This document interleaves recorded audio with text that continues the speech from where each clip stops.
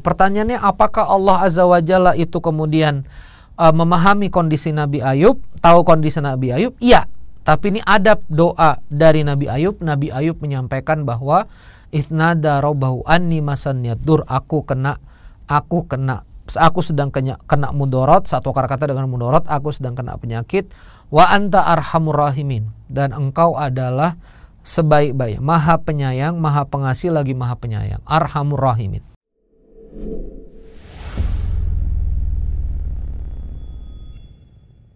A'udzu billahi minasyaitonir rajim. Bismillahirrahmanirrahim. Assalamualaikum warahmatullahi wabarakatuh. Alhamdulillahirabbil alamin. Allahumma shalli ala sayidina Muhammad wa ala ali sayidina Muhammad. Wa qala rabbi shrah li sadri wa yassir li amri wahlul 'uqdatam min lisani yafqahu qawli. Rabbi anzilni munzalan mubarakan wa anta khairul munzilin. Shadaqallahul adzim. Kawan-kawan sekalian yang dirahmati Allah Subhanahu wa taala, kali ini kita akan melanjutkan lagi ayat-ayat ijabah pada part 2, yaitu kita akan belajar pada doa Nabi Yunus ya. Doa Nabi Yunus part 2. Kita akan belajar di sini di part 2 ayat-ayat ijabah. Ayat-ayat ijabah di Quran surah Al-Anbiya ayat 87-88 ya. Yang nanti ini juga berkesesuaian dengan surah As-Saffat ayat 147 dan seterusnya sampai 150-an sekian ini ya. Nah, kalau di episode sebelumnya kita belajar tentang doa dari Nabi Ayub, kita kan sekarang berdoa tentang doa Nabi Yunus. Jadi Nabi Yunus di ayat 87 Allah Subhanahu wa taala berfirman, a'udzubillahi minasyaitonirrajim wa dhannuni. Dan Dhunnun itu ya, atau yang kemudian kita sebut dengan Yunus alaihissalam, idzahaba mughadiban ya. Dia pergi dalam keadaan marah. Kenapa pergi dalam keadaan marah? Ini sudah saya sering jelaskan di episode-episode sebelumnya di Quranic Insight for Entrepreneur. Ini Nabi Yunus ini adalah nabi yang menghadapi bebalnya umat. Jadi umatnya bebal ya, umatnya tidak mau diatur ya, sehingga kemudian Nabi Yunus ini ngambek ya, dia lari dari umatnya. Idzahaba mughadiban fadhanna alla naqdiru alaih ya. Nabi Yunus itu ketika pergi dia merasa bahwa dia tidak akan dipersulit, dia akan pergi aman-aman aja, dia akan keluar dari dakwah itu dengan aman-aman saja, tidak akan dipersulit ya. Itu dia kira begitu. Fadhanna alla naqdiru alaih, ini dia fadhanna an naqdiru alaih. Nah, akhirnya fanada fi dzulumat, Nabi Yunus berdoa dalam kegelapan. Kenapa dalam kegelapan? Karena Nabi Yunus akhirnya diuji Allah ya, ditegur Allah dengan ditelan oleh ikan ya, dimasukkan ke dalam perut ikan. Nama ikannya itu hut ya, ikan hut ini ditekan oleh hut ini kemudian menyelam ke dalam lautan. Maka Ibnu Katsir menyebutnya 3 lapis kegelapan. Gelapnya lautan ya, gelapnya perut ikan, gelapnya lautan, gelapnya malam. Nah, di sana Nabi Yunus alaihissalam berdoa ya, fanada, dia berdoa. Ini jadi doa ya, akarnya adalah doa. Fanada alla ilaha illa anta, tiada ilah selain engkau, subhanak, maha suci engkau, inni kuntu minadz zalimin, sesungguhnya aku yang termasuk orang-orang zalim. Nah, lalu kemudian ayat 88-nya fastajabna lahu wa najjainahu minal gham ya, dan kemudian diperkenankan doanya wa najjainahu minal gham, Allah kemudian selamatkan dia dari kesedihan, Allah selamatkan dia dari kemurungan, Allah selamatkan dia dari perut ikan. Nanti penyelamatannya gimana ada di surah As-Saffat. Wa kadzalika nunjil mu'minin, dan demikianlah kami selamatkan orang-orang yang beriman. Saya nggak akan bahas doanya dulu ya, saya akan bahas bagaimana Allah menyelamatkannya dulu ya. Coba lihat bagaimana Allah menyelamatkannya di surah Saffat surah 37 ya, dari ayat 139. Wa inna Yunus salaminal mursalin, sesungguhnya Nabi Yunus itu adalah benar-benar seorang rasul ya. 139. Its abaqa ilal fulkil mashhun ya, ketika dia lari ke kapal yang penuh muatan. Jadi dia lari dari umatnya, dia masuk ke dalam kapal yang penuh muatan. Jadi ini pergi yang dengan marah tadi, mughadiban ya. Fasahama fakana minal mudhadin. Karena kemudian kapal itu goncang, maka diundi. Ini harus ada yang dibuang, singkat cerita gitu. Ya, komandan itu memutuskan kalau lautan begini biasanya kami mengurangi muatan. Semua muatan sudah dikurangin, tinggal manusianya. Ini berarti manusianya yang harus dikurangin. Maka al-mudhadin, Nabi Yunus itu jadi orang yang termasuk kalah dalam undian. Faltaqamahul hut wa huwa mulim. Maka dia ditelan oleh ikan yang besar dalam keadaan tercela.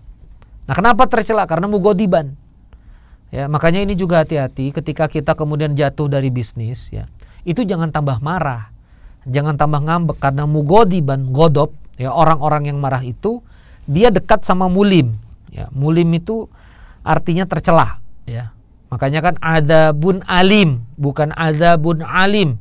Kalau alim itu ilmu, orang yang berilmu. Kalau alim itu orang yang tercela. Adzabun alim, azab yang cela, gitu. Azab yang tercela, gitu ya.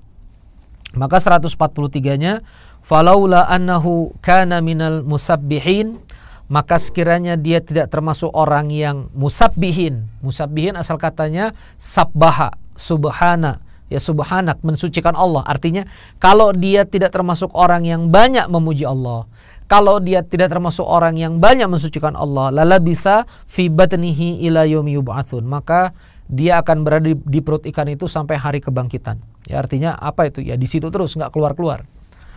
Fanabathnahu bil ara'i wa huwa saqim. Kemudian kami lemparkan ke daratan tandus dalam keadaan sakit. Ini nih maknanya dalam banget ini ya. Jadi keluar dari masalah itu dalam keadaan sakit, keluar dari perut ikan dalam keadaan sakit.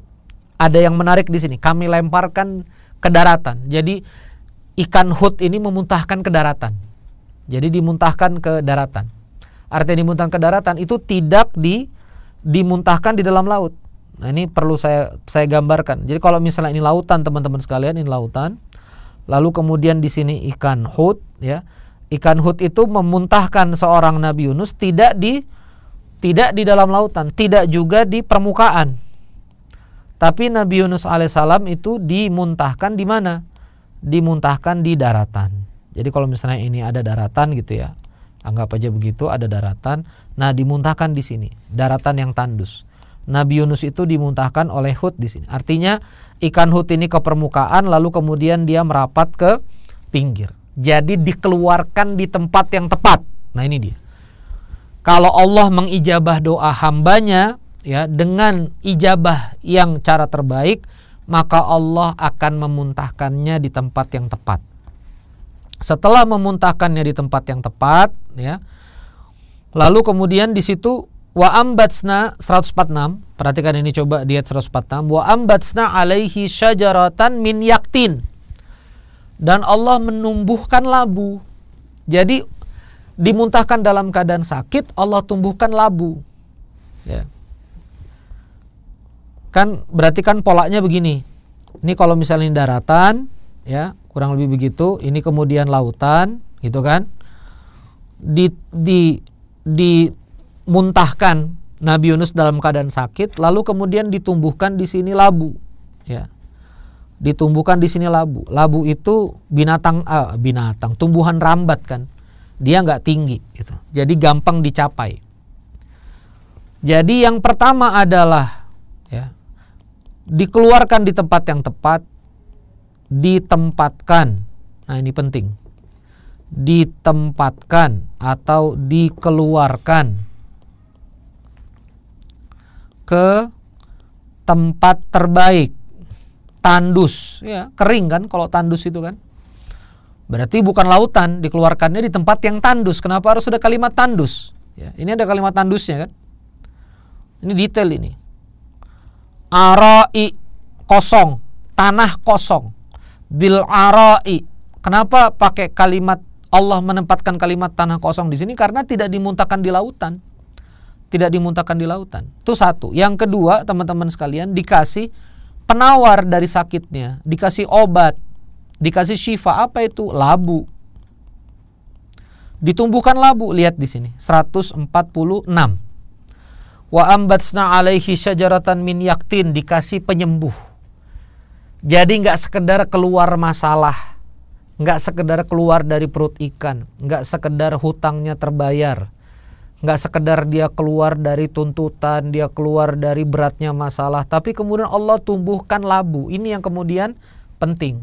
Jadi teman-teman sekalian, tidak hanya dikeluarkan dari permasalahan hutangnya, tapi juga diberikan juga cash flow berikutnya, diberikan juga solusi bisnis berikutnya. Tidak hanya kemudian dikeluarkan dari permasalahan yang berat, tapi kemudian dia juga dikasih juga solusi terbaik setelah dia keluar dari masalah itu. Ya, kadang-kadang kita ini keluar dari masalah satu, kita masuk ke masalah yang lain lagi. Nah, makanya ini penting kita belajar surah As-Saffat ini. Dan yang menarik adalah wa arsalnahu ila mi'ati alfin aw yazidun. Dan kemudian Allah memberikan mengutus kepadanya umat itu 100.000 itu beriman. Ya. Beriman kepada Allah. Dan ini jumlahnya 100 ribuan. Ini dahsyat ini, 100.000 orang bahkan lebih yang kemudian beriman. Padahal Nabi Yunus alaihissalam itu pergi marah karena umatnya itu nggak beriman. Nah, maka dari itu kita bisa melihat bahwa Allah itu mengabulkannya luar biasa banget. Nah, mengabulkan luar biasa ini apa doa dari Nabi Yunus? Apa doanya? Nah, kita mundur doanya. Maka inilah doanya yang kita pelajari pada episode kali ini tentang ayat-ayat ijabah. Nah, di ayat-ayat ijabah ini doanya, kawan-kawan sekalian, tadi kita sudah membahas a'udzubillahi minasyaitonirrajim ayat 87, fanada fi dzulumat alla ilaha illa anta. Jadi pertama adalah la ilaha illa anta. Jadi pertama itu memposisikan Allah, memuji Allah dulu. La ilaha illa anta. Tiada yang bisa mengeluarkan aku dari perut ikan kecuali Engkau. Tiada yang bisa menyelamatkan diriku kecuali Engkau. Tiada yang bisa memberikanku kebaikan kecuali Engkau. Tiada yang bisa memberikanku banyak-banyak barokah, banyak-banyak rahmat kecuali Engkau. Subhanak, maha suci Engkau.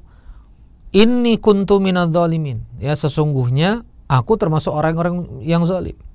Jadi setelah kemudian bertawakal kepada Allah, meyakini bahwa kemudian Allah lah segala-galanya, la ilaha illa anta, la ilaha illa anta. Subhanak, mensucikan Allah. Ya, mensucikan Allah itu artinya kita nggak pernah terbersit sedikit pun bahwa Allah ini salah kasih takdir. Ya, kita nggak pernah sedikit pun nggak terima atas ketetapan Allah. Kita yakin betul Allah maha memberikan takdir-takdir terbaik. Allah maha menetapkan dengan ketetapan-ketetapan yang baik. Itu namanya subhanak, inni kuntu minadz dzalimin. Sesungguhnya aku termasuk orang-orang yang zalimin. Jadi langsung mengakui kesalahan. Jadi gimana adab berdoanya teman-teman sekalian? Yang pertama tuh tawakal, tauhid, ya. Jadi di sini pola doa dari Nabi Yunus alaihissalam itu ada 3. La ilaha illa anta, itu mentauhidkan Allah. Nah, kebanyakan waktu kita berdoa ini nggak tauhid banget. Otak kita masih ke orang kaya, otak kita masih ke customer, otak kita masih ke proyek gitu loh. Oh, yang nyelamatin saya ini kalau misalnya yang punya proyek menangin saya, kalau yang pegang pimpro tendernya pro sama saya. Jadi imajinasi kita masih belok-belok, ya. Padahal kalau kita bungkus dengan tauhid, ya tauhid itu udah murni, la ilaha illa anta. Selanjutnya memuji Allah, mensucikan Allah. Jadi mensucikan Allah ini, Allah tuh masukin kamu ke dalam perut ikan, masukin kamu ke dalam lautan, masukin kamu ke dalam gelapnya malam kehidupan.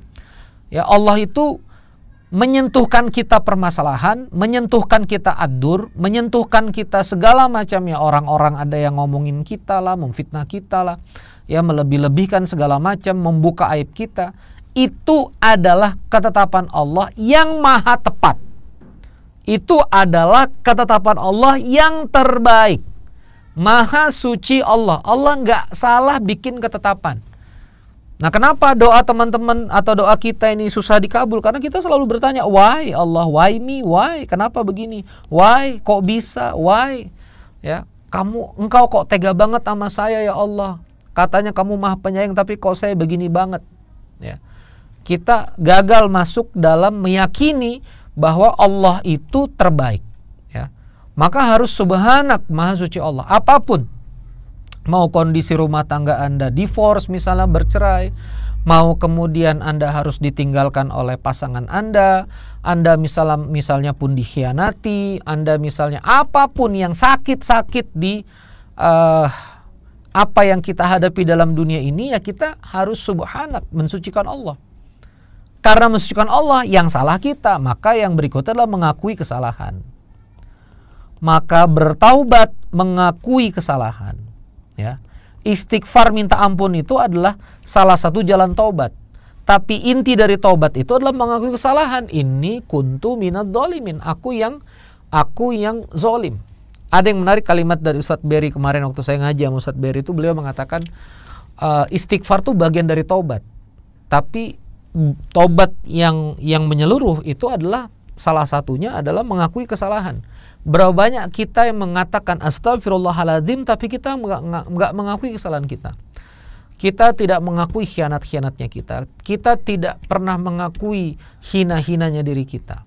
Ya, ini kesadaran yang harus dibangun. Kita tuh nggak soleh-soleh amat, kita tuh nggak baik-baik amat. Ya, kita itu banyak dosanya kepada Allah. Nah, ini pengakuan di depan Allah. 3, begitu tauhid, begitu mensucikan Allah, begitu mengikuti kesalahan Allah, kita akan dapat tadi itu, dapat yang ini tadi, dikeluarkan di tempat terbaik, ya, dapat penawar yang terbaik, lalu kemudian apa inti permasalahan kita marah kemarin, Allah solusikan, ya. Warsalnahu ila mi'atin aw yazidun, Allah beri 100.000 orang, bahkan lebih daripada itu.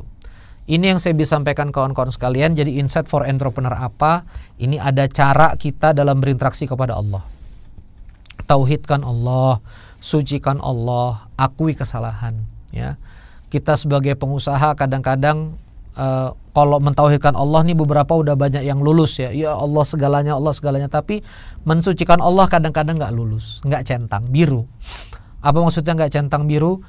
Kita masih suka menyangka Allah itu salah takdir, Allah itu salah ketetapan, Allah nggak pantas memberikan ketetapan ini pada saya. Jadi ini yang kemudian kita suka gagal, centang biru yang kedua. Bahkan centang biru yang berikutnya, setelah kita gagal mensucikan Allah, kita gagal mengakui kalau kita yang salah. Tangan kita lebih gampang ke orang lain. Saya adalah korban dari ini semua gara-gara kalau saya tidak ketemu Anu, kalau istri saya tidak ketemu dia, kalau suami saya tidak ketemu dia, kalau saya nggak ketemu rekan bisnis seperti dia, maka tangan kita selalu keluar ini. Keluar inilah yang kemudian membuat kita jauh dari pertolongan Allah, karena karunia Allah paling cepat itu hadir kepada orang yang mengakui kesalahannya. Demikian kawan-kawan sekalian yang saya bisa sampaikan. Di part kedua ini kita akan jumpa lagi di part ketiga, yaitu doa Nabi Zakaria. Terima kasih.